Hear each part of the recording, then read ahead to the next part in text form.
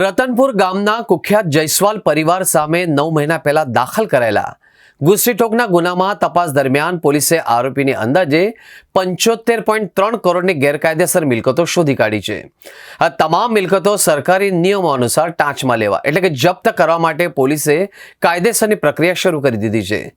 રતનપુરનો જયસ્વાલ પરિવાર લાંબા સમયથી સંગઠન નેટવર્ક ચલાવી ગુનાહિત પ્રવૃત્તિ કરતો હતો। આ ગેંગ સામે ખોટા દસ્તાવેજો બનાવી જમીનો પચાવી ગેરકાયદેસર વિદેશી દારૂનું મોટા પાયે વેચાણ કરવું તેમજ તપાસ કરવા ગયેલા સરકારી કર્મચારીઓ પોલીસ પર હુમલો કરવા જેવા કુલ 33 જેટલા ગંભીર ગુનાઓ અલગ અલગ પોલીસ મથકોમાં નોંધાયેલા છે। અસામાજિક પ્રવૃત્તિઓ અટકાવવા માટે પોલીસે 9 મહિના પહેલા આ ગેંગના સભ્યો સામે ગુસ્સીટોક હેઠળ ગુનો નોંધી તેમની ધરપકડ કરી હતી। રૂપિયા 75.3 કરોડની આ તમામ મિલકતોને કાયમી ધોરણે ફ્રીઝ કરવા અને સરકાર હસ્તક લેવા માટે વડોદરા જિલ્લા પોલીસ દ્વારા એક વિસ્તૃત રિપોર્ટ તૈયાર કરવામાં આવ્યો છે। આ મિલકતો ટાંચમાં લેવાની આખરી મંજૂરી મેળવવા માટે ગાંધીનગર ખાતે અધિક મુખ્ય સચિવ એટલે કે ગૃહ વિભાગને સત્તાવાર દરખાસ્ત મોકલી આપવામાં આવી છે। ગૃહ વિભાગની મંજૂરી મળતા જ આ તમામ મિલકતો સીલ કરી દેવામાં આવશે। વડોદરા પોલીસને આ આકરા પગલાંની કાર્યવાહીથી બુટલેગરો અને સંગઠિત ગુનેગારોમાં ભારે ફફડાટ વ્યાપી ગયો છે। થોડાક મહિનાઓ પહેલા વડોદરા ગ્રામ્ય જિલ્લાની અંદર લાલા જયસ્વાલ રતનપુરનો રહેવાસી એક બુટલેગર ઉપર એક ગુસ્સીટોકનો ગુનો રજીસ્ટર કરવામાં આવ્યો હતો।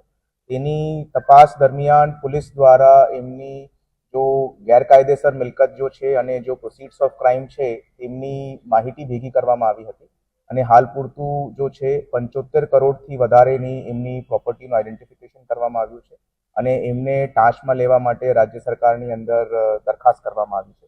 ટોટલ 13 જેટલી પ્રોપર્ટીઓ મૂવેબલ અને ઇમૂવેબલ પ્રોપર્ટી જેની અંદર એગ્રીકલ્ચર પ્લોટ્સ છે, પેટ્રોલ પંપ છે, બીજા કમર્શિયલ પ્રોપર્ટીઝ છે, ગોલ્ડ છે, બેંકના અંદર નાણાકીય રોકડ છે। ટોટલ મિલાવીને 75 કરોડ જેટલુંની આ દરખાસ્ત હાલ સરકાર તરફે મૂકવામાં આવી। આ પહેલા પણ બીજા એકાદ કેસ છે જેમાં મોટા પ્રમાણમાં મિલકતનું આઈડેન્ટિફિકેશન થયું છે। જામનગરનું એક કેસ છે જેની અંદર ગુસ્સીટોક હેઠળ એટલી મિલકતની પ્રપોઝલ મૂકવામાં આવી છે। બટ રિસન્ટ ટાઈમ્સની અંદર this is also one of the cases. આની અંદર અગર જોવામાં આવે તો મોટા ભાગની અંદર ઘણા વર્ષોથી આ બુકલેગિંગના ધંધાની અંદર સંકળાયેલો હતો।